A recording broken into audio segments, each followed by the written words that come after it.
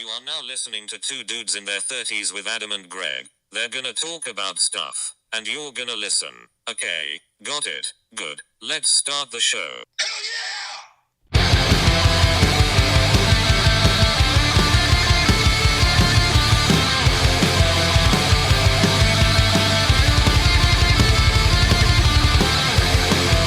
Hello. What's up? How's it going? Doing good. Finished my my last day of work today. Yeah. Yeah. How'd that feel? It was good. It was I met some really cool guys there, so it wasn't difficult to say goodbye or anything like that, but it was it was fun working with them for the time being, so. Did you give Shamu a big smooch? No, I went around and took some pictures though today, and I don't know. People remember those memories, you know?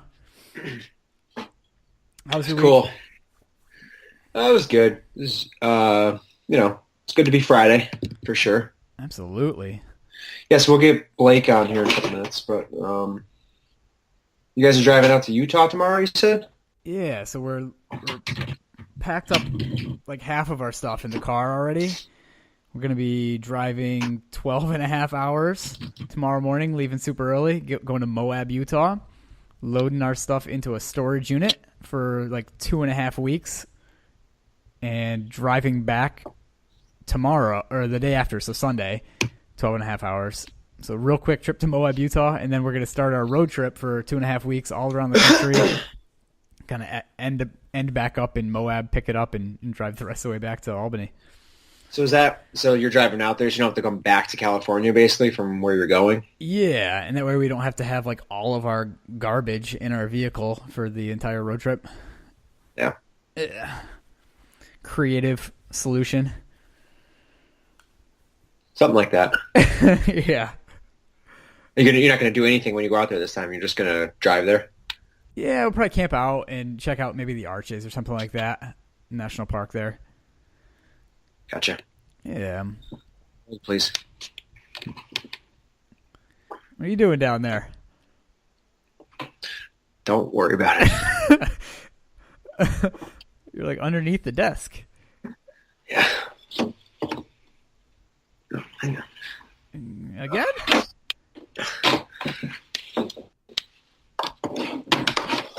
I hear you banging.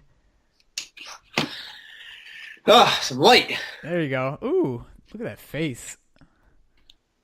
I feel like It's better. the art of planning is so underrated. Trying to get everything orchestrated and like set up, and I don't know, all of the the apartment, getting the jobs lined up, health insurance. Just like Yes. So you guys are basically both going back to the same places, right? yeah, we're both going back to the same places we were before.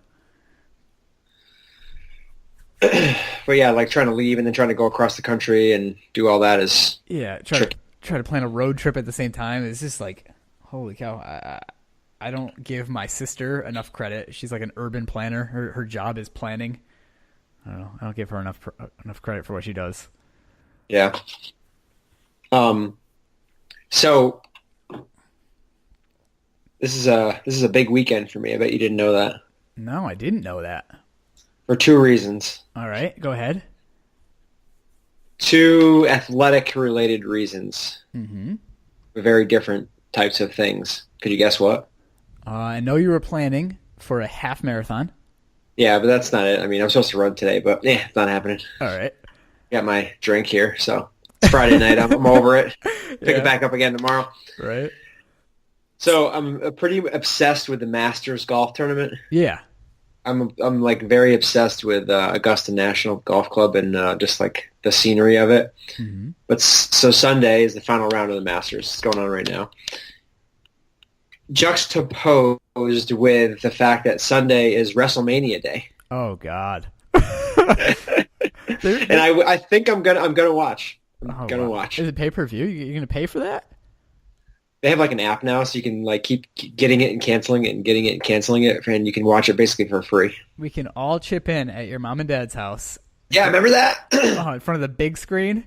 So back when we were like kids, now they're more expensive. I think they're probably like $60 a thing. I don't know. When we were kids, it was like 30. Mm-hmm. So I'd invite like 5 people over. We would each like chip in $5 to buy the pay-per-view to give to my parents, and then they'd like order us pizzas and get sodas and stuff like that. And we would like rotate to a different person's house like every month for the pay-per-view, basically. It was huge. That was a big night. And we had some fun times. Those Sunday nights, and you had to get up and go to school the next morning. You're just exhausted and cranky. Yeah, because you stayed up too late watching the Royal Rumble or way past my bedtime. Yeah. So it's weird. But speaking of the golf, though, it's just, I don't know. I got to get there someday.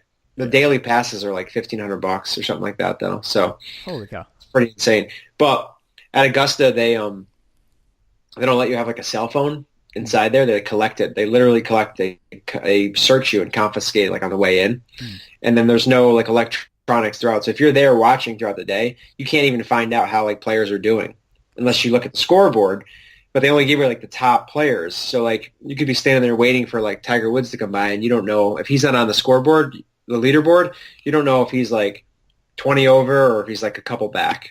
It's kind of interesting. But the food prices and the drink prices, they're still like the same as they were like years ago. So it's like $1.50 for like a hot dog or something like that, or a hamburger. The beer is like $4 or something like that. Where if you go to like a major sporting event, you go to the Yankee Stadium to get it, and you buy a beer, it's like what, $16? Yeah, it's insane. Like a hot dog's like 10. Yeah. What is going on with you tonight? I gotta get there someday. What, the dog? No. Or me? You hacking up a lung? Oh yeah, it's cold. It's 2 weeks now. Holy cow. Yeah. 2 weeks of a cold. So, all right, enough WrestleMania Masters talk. So my buddy Blake reached out to me, and he wanted to come on. He pitched. We got our first pitch. Ooh. Somebody that wanted to come on and talk to us. We'll get into it, but we can talk more about it. But he had a topic that he thought was kind of relevant to the theme of our show, in so much as it relates to people that are like our age, that are in their 30s, and some things that they should be thinking about. So we'll get him on and talk to him for a couple minutes and see where it goes. So here's my buddy Blake. We're going to get him on the line. We'll be right back. The time is now, we've got to pick up ourselves and show that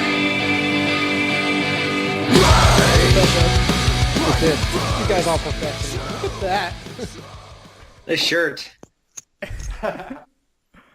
He's going to go get his daughter real quick or something, he said. My bad. I had to give the girls their kiss goodnight. Aw. Very cool. You can actually say that to me. I'm not going to crush you. No, I know. I figured this is a safe space, right? There's nothing that could be lost here. Yeah. No. It's okay. All the listeners are judging you. It's all right. The Fair tens enough. and the dozens and dozens. Oh. Are your kids asleep, Greg? No. Ashley's got them downstairs. It's fine. I'll just deal with it once we're done here. So this is the lab where the recording equipment has been stored in that room? Is that what the deal is? Yeah, I don't know. This is my spare bedroom, so this is the only place that it has the desk. I was doing it down in the basement when we first started it, but I'm glad we did like a trial run because it was I was picking up a weird frequency down there. Yeah. And so like whenever I talked, it'd be like a really weird humming sound underneath it. And so up here, it's a lot cleaner. So you got a nice ironing board back there. It looks good. Somebody's doing some ironing. Brand new iron. Had to buy a new one. I ripped the plug right out of like the part last week. So. Oh man. Yep. Got me another Sunbeam. Good to go. $15, cheapest one on the market. Pretty much. Yeah. You just steal one from a hotel. Do you guys know each other?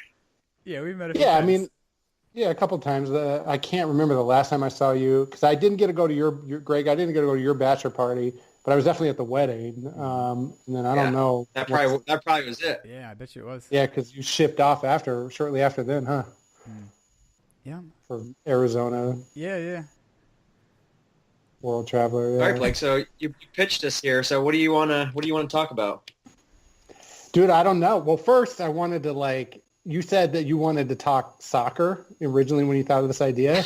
I did. Yeah. Well, Adam, are you even a soccer fan? It's probably like the least followed sport of mine. He was not even a twinkle in my eye at that point. He was not part of the equation. I was not thinking about him. No offense, but No, I was thinking about doing my own thing, like from the very beginning, where I would like where I would do like long form interviews with people like in soccer, and like the idea I think was fine, but then I just never, like I said, never did anything. I bought all the stuff.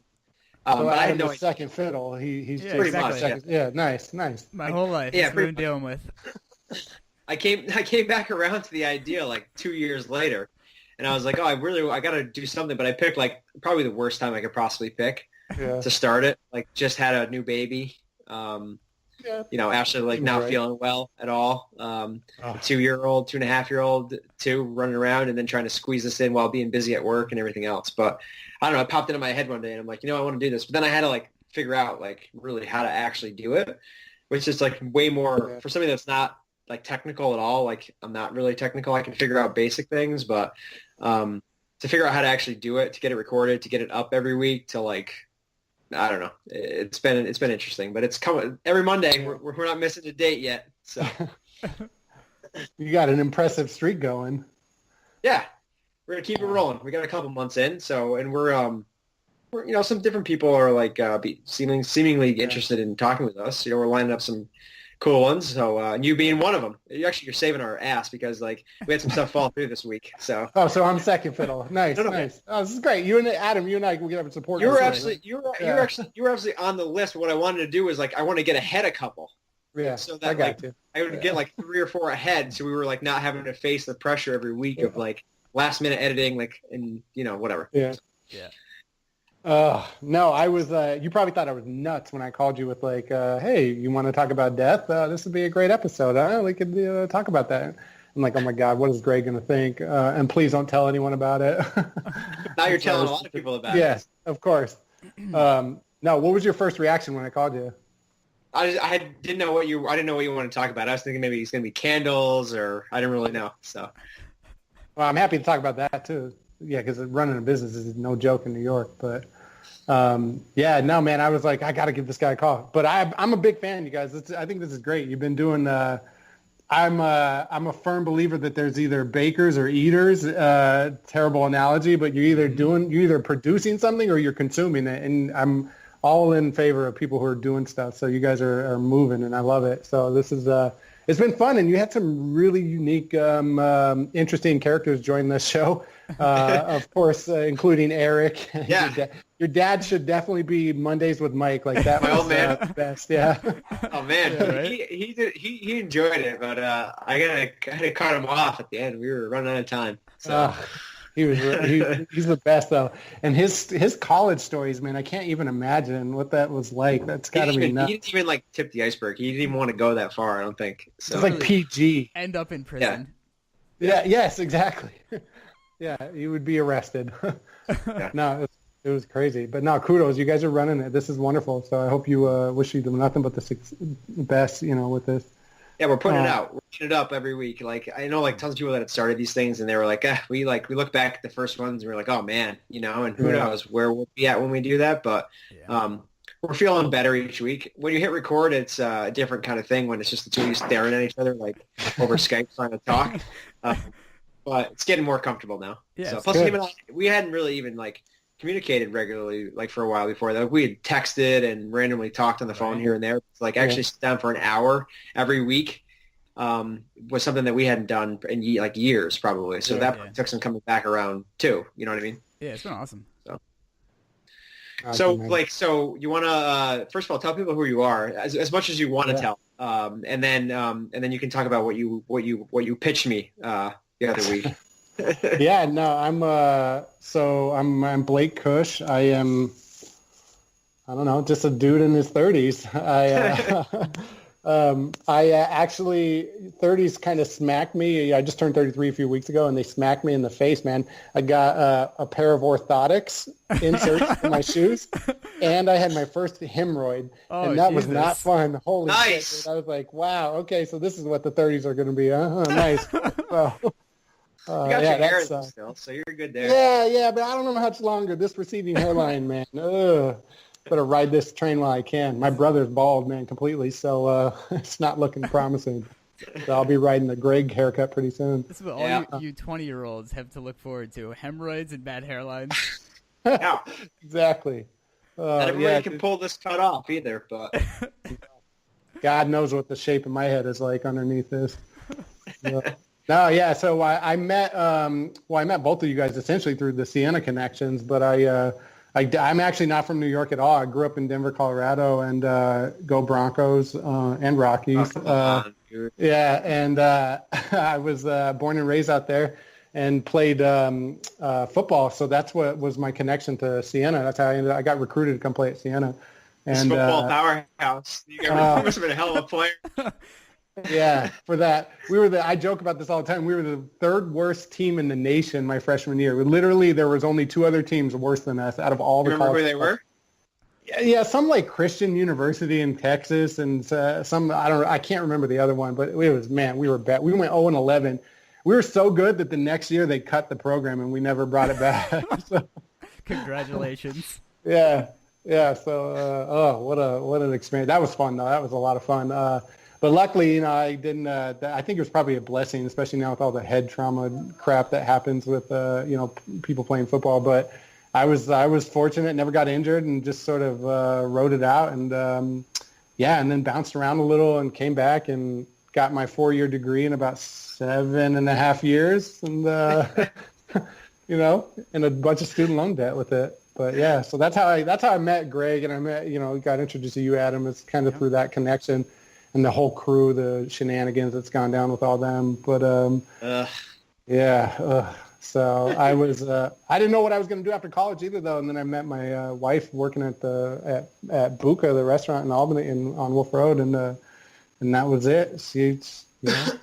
Meet someone who's willing to put up with your crap. It's like, all right. Lock it down. Yeah. Yep. I think the 3 of us did the same thing with that. Yeah. Oh.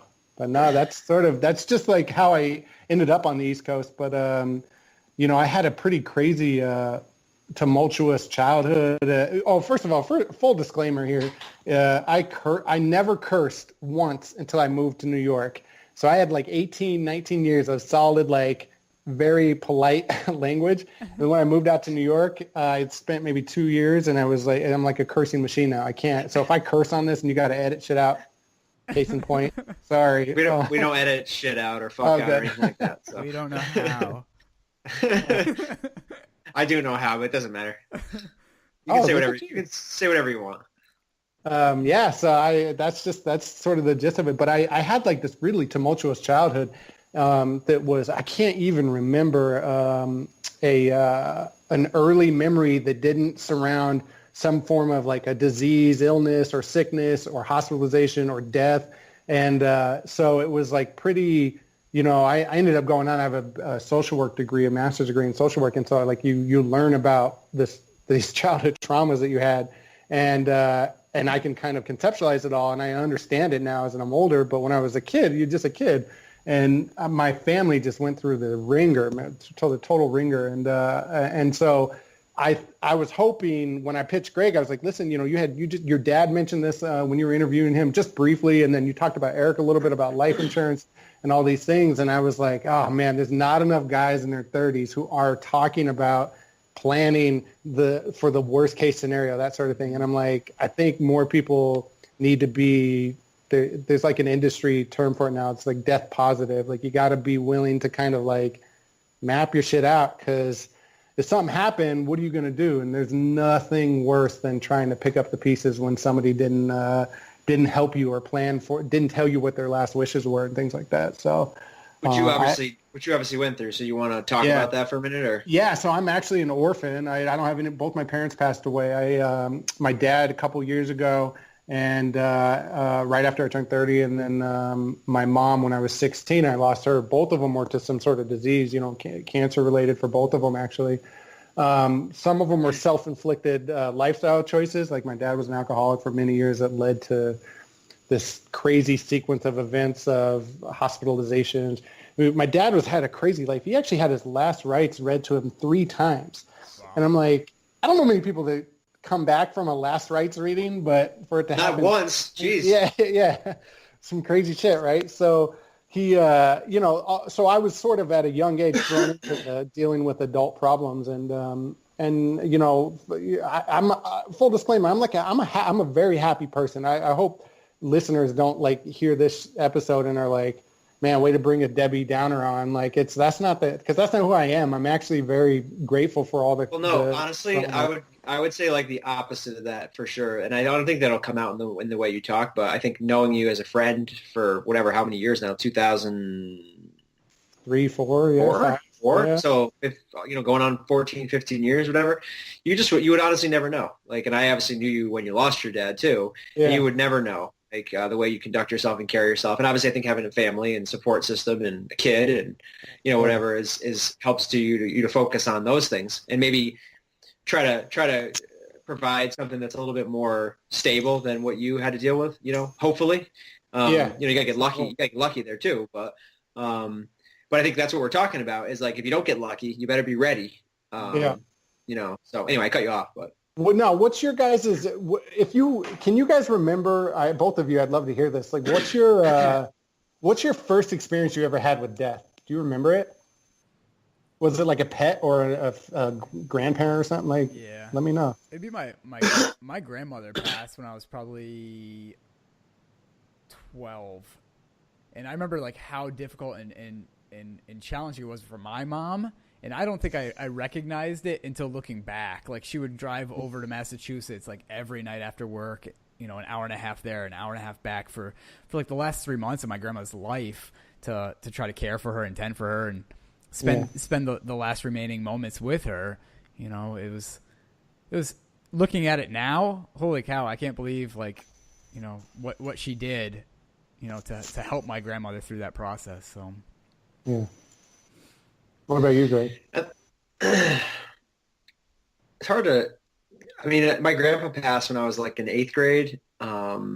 He'd been sick for a while and stuff, but that was a traumatic one in the sense that I don't know. I think it's hard to say. Like looking back, I think as a kid, being in like a middle school age, I think you started to like get death a little bit. You started to maybe understand a little bit, and so you almost kind of expected your grandparents to like die at some point. But like my grandpa I was very close to, so that was a tough one. It was my, seeing my dad upset, like for kind of the first time, like, my dad's not a crier, like, but not like in front of us when we were kids, you know what I mean? Like, so that was like kind of tough. And then my grandma passed like kind of unexpectedly during a surgery, and I was actually at home. I was a senior at Siena, and I was home with my mom by just the two of us. And she got the call. I got the call. I gave her the phone, and then that whole thing. So that's one that it's burned into my brain. That won't go away. And she wasn't old. She was like maybe in her late 60s, early 70s. Yeah, it's young. My mom's dad had passed when he was in his 40s. So those two, like obviously, those are the big ones since I've been like alive. Really, I've been pretty fortunate in that sense. I have a grandma that's still alive. She's in her 90s now. Probably the most traumatic one total was when my buddy from high school passed away in a car accident when I was this was like, geez, when was that, Adam? 2010? It's probably 5 years ago. It's more than that. 7 years ago. Yeah. I think it was like fall of. I want to say it was the fall of 2010. I remember we were sitting at the Old English pub and we got the phone call from your sister. Exactly. And it was like shocking. I couldn't even. So shocking. Couldn't even take it in. I didn't really react. I wasn't sad. I didn't even know like what to say. And then it wasn't until I started talking to people later, it was like, wow. And then that was a very traumatic. He was a twin. So I'm a twin. So we were like, we played baseball and soccer growing up. His dad and my dad always coached together. So it was always the two twins, you know what I mean? And like us too. And so to see them go through that and go through the whole thing was kind of crazy. But, I think as you get older, it's just you keep hearing about it more and more things happen. And it's just like a reality and a part of life, so. What do you guys remember about even the early ones or even this one, from your friend? What do you guys remember about the whole funeral process? Like was it like traditional Christian, viewing, then the church and the Catholic? Like, I don't know. Like it's I'm just curious what people's experiences has been with that because there's, non-traditional, traditional ways to do about it. What do you remember from them? Mine were always the ones that I've been to have been all like traditional, like very very much traditional. I don't think they allow you to do like a they don't allow you to speak in the church anymore. I don't think. Maybe it's just the church that we went to. But so I don't remember anything. I don't think I've been to one that's been very like non-traditional.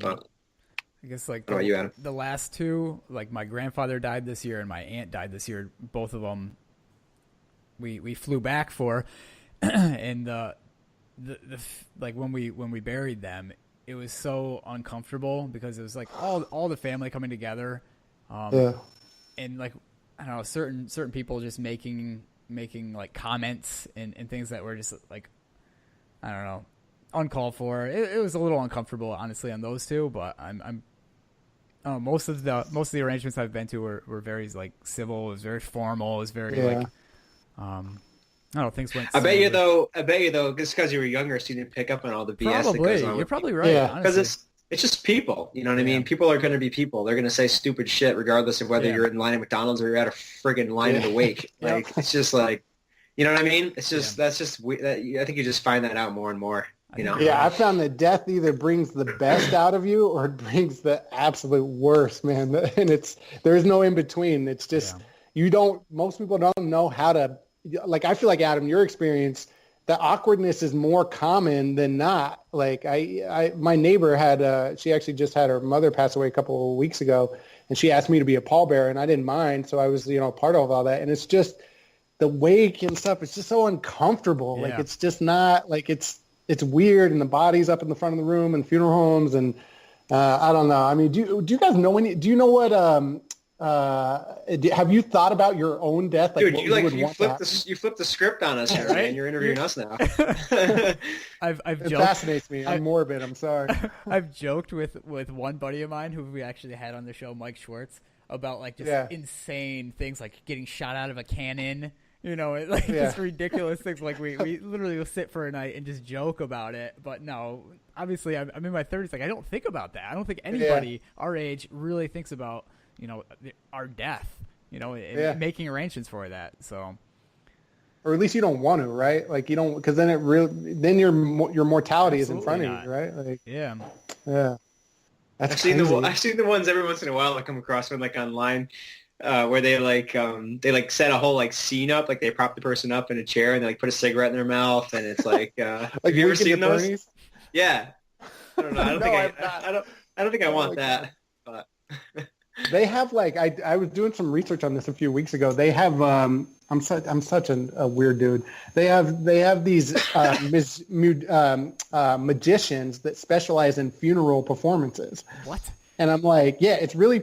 I wouldn't say it's popular, but it's common in Great Britain. I would say it's really popular. Yeah, but like, isn't that weird? Like there's this whole industry of people who make money on death and like the ceremonies and the dove ceremonies where doves fly away and like all this sort of stuff. And like I just found it fascinating, and it being forced to sort of deal with this stuff for my whole life.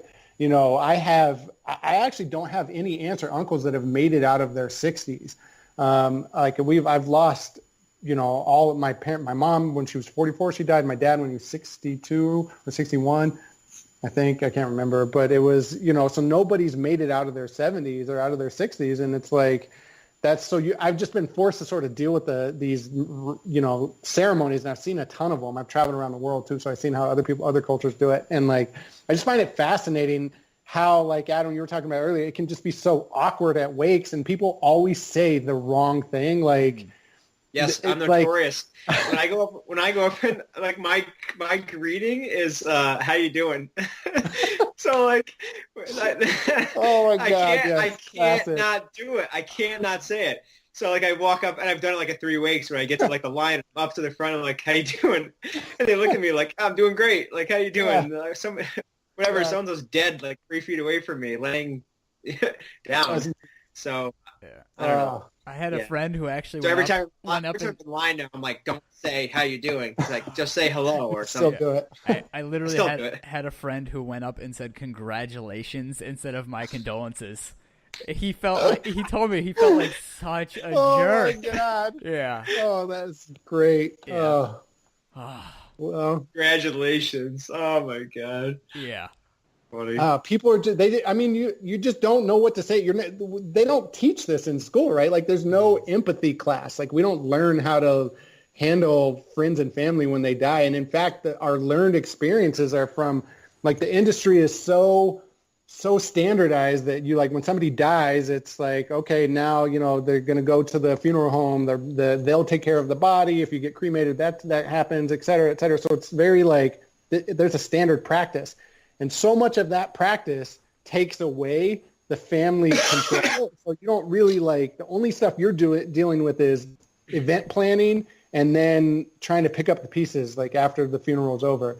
And so if you're a kid and you're experiencing this, you don't know how to talk to people when they lose somebody or what the etiquette is at a wake. So I don't know. I just find it humorous, the behaviors that occur at funerals. Oh my God. I'm sorry, dude, to cut you off right now. Someone is hammering downstairs right now. It's just like so I can't hear it at all. All right, keep going. I can't hear it. I'm like sorry. a jackhammer? Yeah, somebody's like jackhammering downstairs from us right now. See, wouldn't that be great if that happened at a funeral too? Like, that would be my dream. Yeah, right? Do some jackhammering out front. Don't mind us out here. No, that's crazy, man. No, so I thought it would be fun to share this sort of background with you guys. Fun, put the fun in funeral, and then and then talk to you about like, do you guys have? I mean, it's a little different for you. The stakes aren't as high, Adam. No offense, but you don't have like children to sort of worry about estate planning and wills and all that. But do either of you guys have wills? No. No. Well, before we get to that real quick, do you want to just quickly like set the scene for what happened with your dad and like what you had to deal with before we get into that other piece and kind of why you're sort of evangelistic at this point? Just quickly.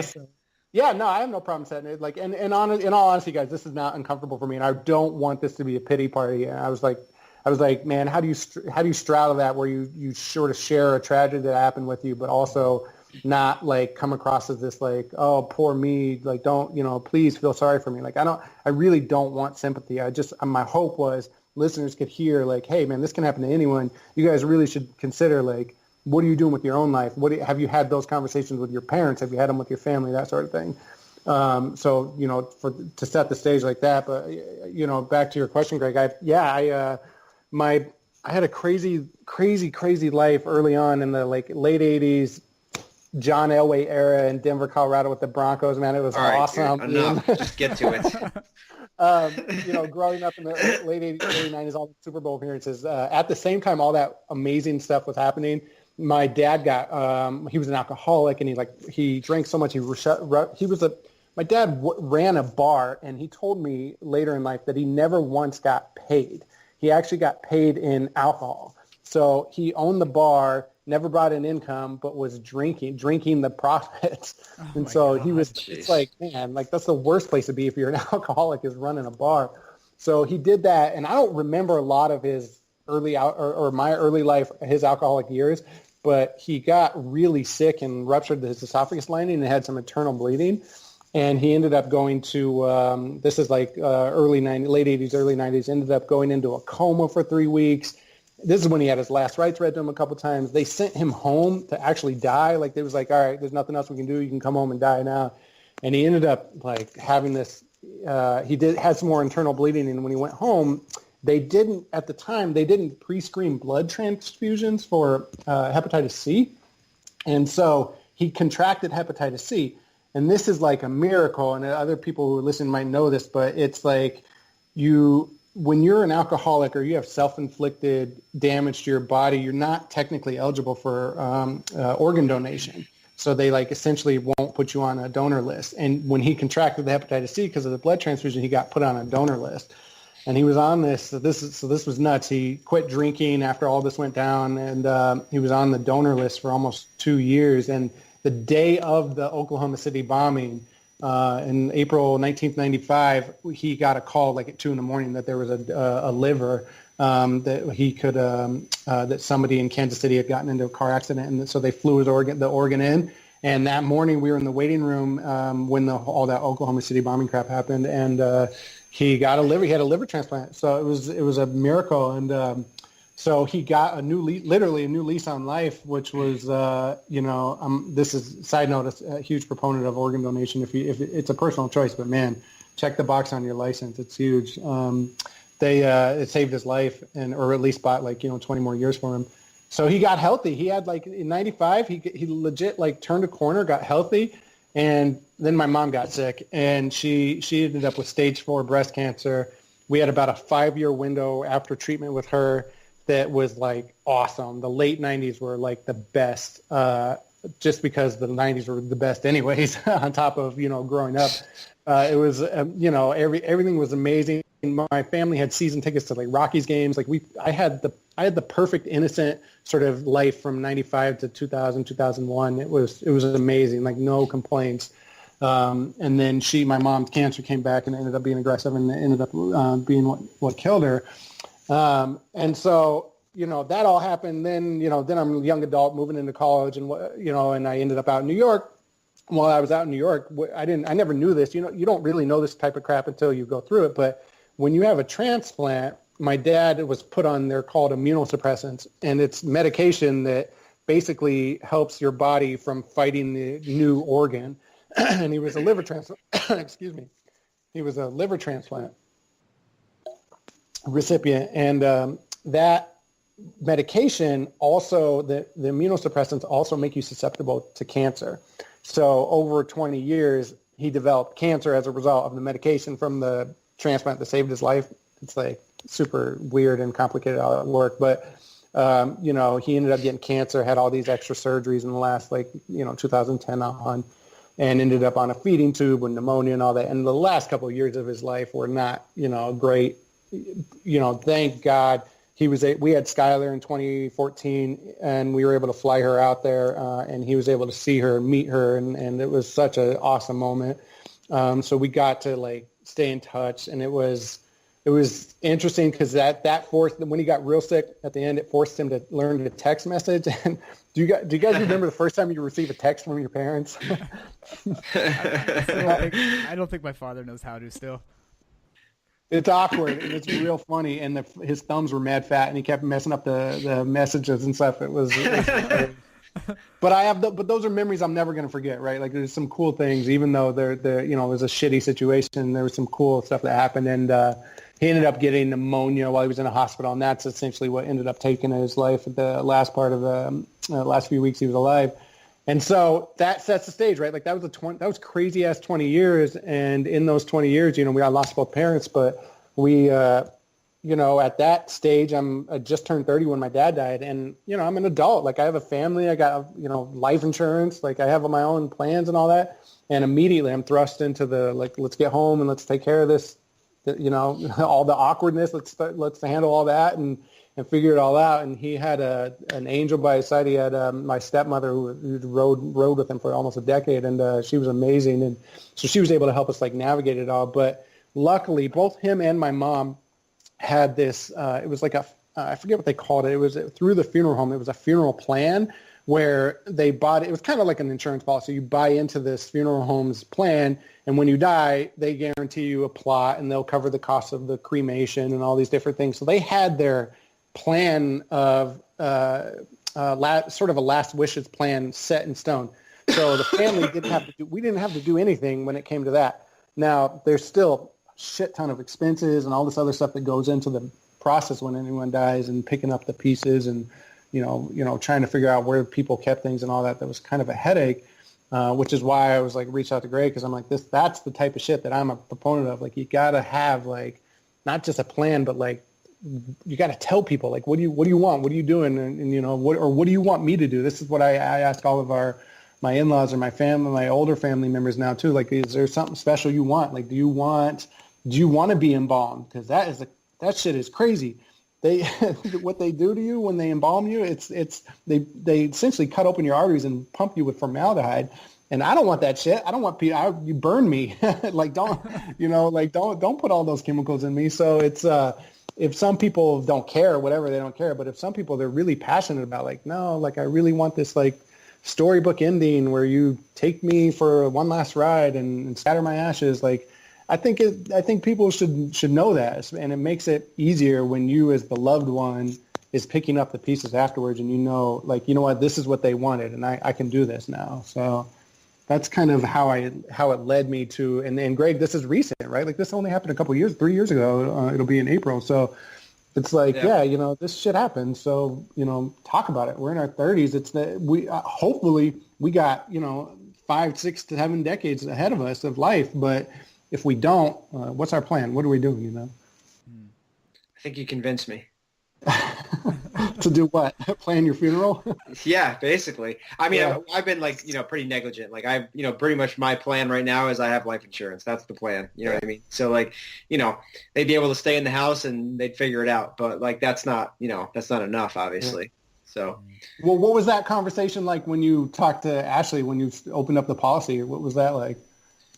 I think at that point we were kind of just like, you know what, like, it was around the time Lucas was coming, and we were like, we got to get on this. We're going to, at this point, if it was just the two of us, we would probably, I don't even know what we'd have. We'd probably just be like the simple policies we have through work, but with the kids and stuff, it starts to get more real, more serious. You start to picture, like, what if, you know what I mean? You don't want to leave, and obviously we have, luckily for us, we both have close, good families with both of our parents on both sides still around and healthy and able to help. And so, it's like either one of us would be on the street, but at the same time, that's not good enough. Now that we have 2 kids, we have to make sure that we're prepared and able to still move forward if something, God forbid, were to happen. Yeah. So we're currently trying to navigate out like the life insurance and all, like the term life and all that. So I feel like once we kind of get back to New York, we literally want to sit down with somebody and hash all that stuff out. Mm. It's super important. I know an agent. There's a good agent. I expect a kickback and a discount, Eric, by the way. Yeah, right. I mean, obviously, I wouldn't call any of us experts. I know, Blake, you've become passionate about this just because of what's happened to you. But not necessarily telling people what they should do, but what steps have you taken? Like, what did you do to kind of get yourself in order, make sure that you were comfortable, as opposed to what you had to do? A lot of it's just simple shit, right? Like, you need, my dad, when he got really sick, he ended up becoming he went into cardiac arrest and was in a vegetative state. And so we had to make the decision, like, are we going to keep him on life support? And he had made his wishes clear in a executed living will, and he had a healthcare proxy, which basically means he told and had things notarized saying, don't keep me in a vegetable state, like, take me off life support. So a lot of people think, oh my God, that's the worst decision you've ever had to make, pull the plug on your family member. It wasn't our choice. It was his call, right? So that was one of the first things we did when this all happened, and then we had Skylar.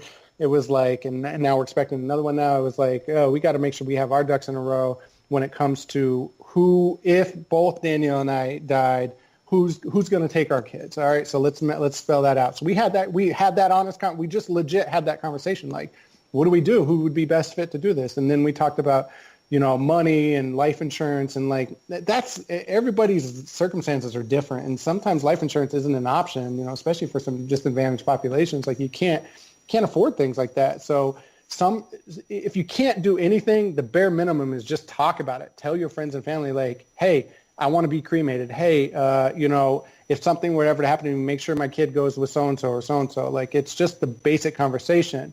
If you want to do it right, get a will, do a healthcare proxy. Healthcare proxy is basically somebody who can make the decisions for you if you're incapacitated. And if I'm in a vegetative state, and I'm a vegetable, like, I need to trust that somebody's going to do what I ask them to do. Yeah. And so you can do all of those things. You can do a will, a proxy, all those things for free. I mean, a lot of lawyers drum up business from doing this stuff and charge hundreds of dollars, $1,000 to do a big thing. But if you got just simple household, simple finances, and simple requests, I even have templates. Like, I could share, friends and family, if you guys wanted to hit me up, or any listeners, email me. I'm happy to share templates. All you got to do is spell out your wishes and get a document notarized. Like, that's it.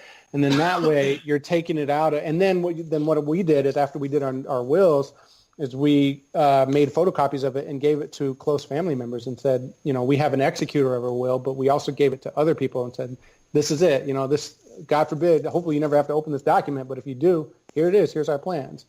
So that's the simple version.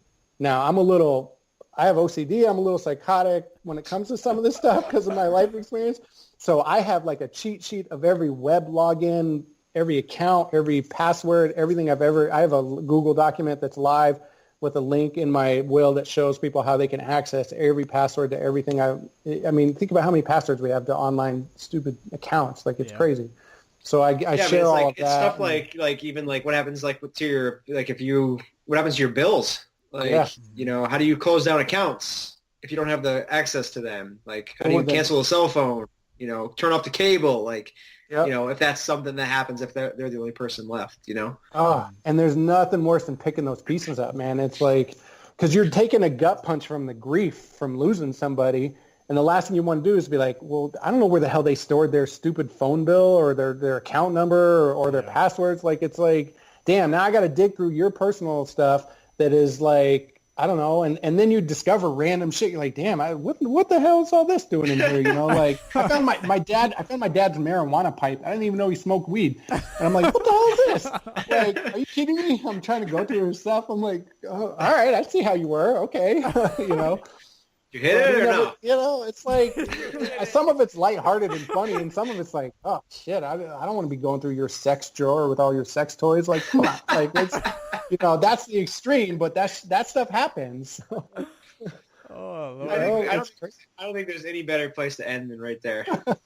I agree.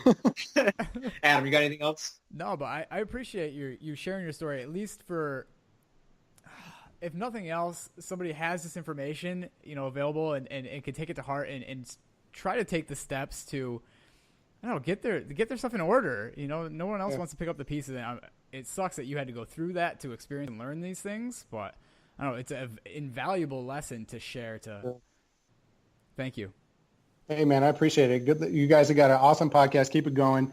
Listeners want to all of that shit I talked about, free wills and all that. Seriously, I'm happy to share all of it. I got a blog. I talked about some of this stuff online. To disease, illness, and life at .blogspot.com. Hit it up. I'm serious. I'm happy to share, even with you guys. Just shoot me an email if you really want to. If you're serious about getting some wills and stuff together, let me know. I'm happy to help out. But kudos, guys. Keep the podcast going. This is great. I'm real happy for you.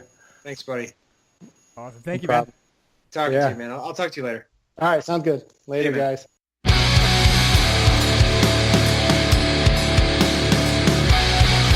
That was a really good conversation. Yeah, that was a fun call and chat with Blake.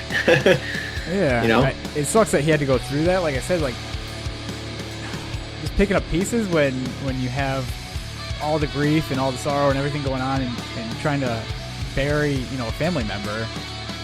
You don't think about any of that stuff, honestly, ahead of time.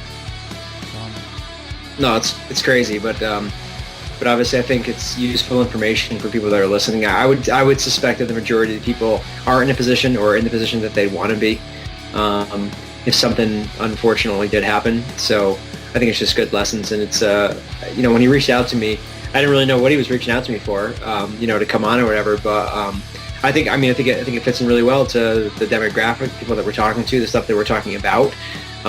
We talk to a lot of people that go out there on their own. They strike out on their own. They're doing their own businesses. They're entrepreneurs, whatever. Like, they don't even have that corporate, even the corporate plans for life insurance or anything like that. So I think it's pretty relevant when it comes to situations like this. And you don't want to leave your loved ones any worse off than they're going to be by when they lose you, if it unfortunately comes to that. So I think just some really good points and things to consider, especially with those of us that are in our 30s, have families, have kids, or moving through that stage of life. It's critical to kind of get your stuff in order. So yeah, it was cool. And I think it was like, you could have he's like, put the fun in funeral, but no, seriously, like, you could actually have a conversation, a real conversation. It doesn't have to be all doom and gloom. It can just be, people talking and working through things, and, you can laugh a little bit along the way too. So this week, our challenge to you guys is to get your stuff in order. Talk to your family members. Get your shit together, man. Yeah, let them know what you want, So thanks again for checking us out. We'll be back again next week. As always, this is Enigmatic Heart. Adam, I will talk to you soon. Awesome, man. Have a good week.